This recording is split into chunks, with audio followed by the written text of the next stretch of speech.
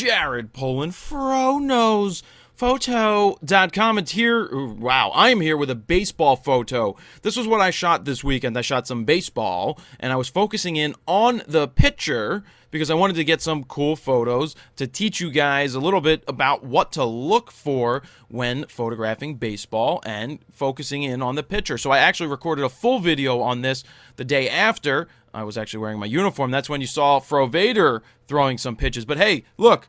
The black hats are in, the baseball hats are in, and they will be shipping soon. But also, check this out. There's a brown, just for me. There's a red, which is really cool looking. There's a blue, which is also cool looking. And then there's also a maroon, which is cool looking. So maybe in the future, I'll put out another color. But for now, black is the color. So here is the photo of the kid pitching. It's important to get a certain part of the motion when you're trying to shoot baseball. And that's why I went and recorded a whole video on when to shoot pictures and when not to shoot pictures of the pitcher. So in this case, I really like the motion here. I know that when I put this up, somebody commented that I put him right in the middle of the frame. Why would I do that?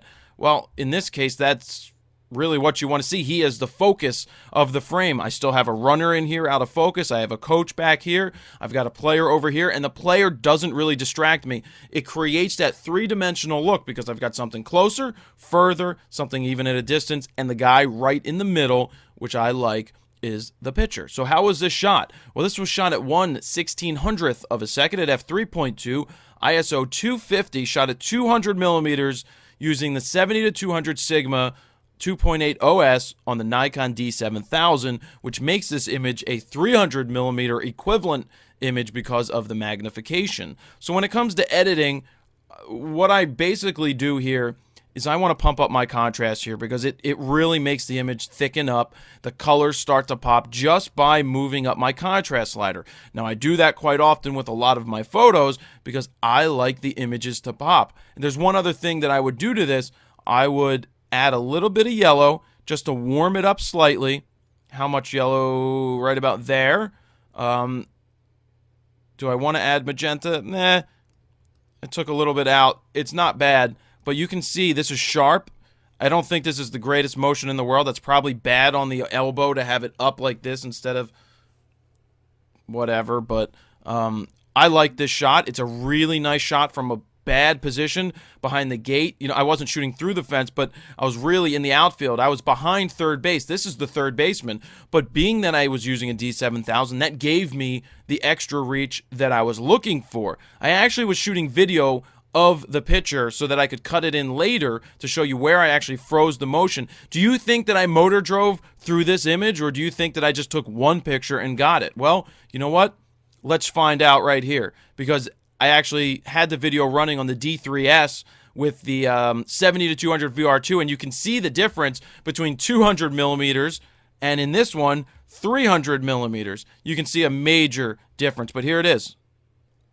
All right, so here we go. You're going to find out if I motor drove through the image to get the one frame, which is right here, or did I just actually get one image? Here we go. Here it is.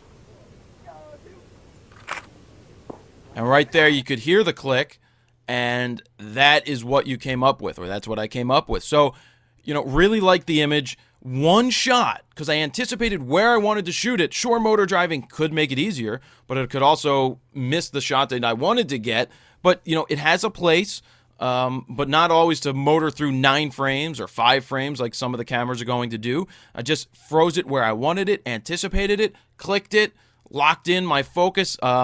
Usually when you're at a distance like this, if you lock in on single focus, you're better off than doing continuous, because if he moves out of that frame, it may focus in on the fence or the subjects in the background, which is not what you want. But I have more on that when I make that video that I was telling you about earlier. So that is the photo. Not much editing needed to the raw file. Just a little bit of contrast added, a little bit of the yellow I added, and that's about it. That is the photo of the week for this week.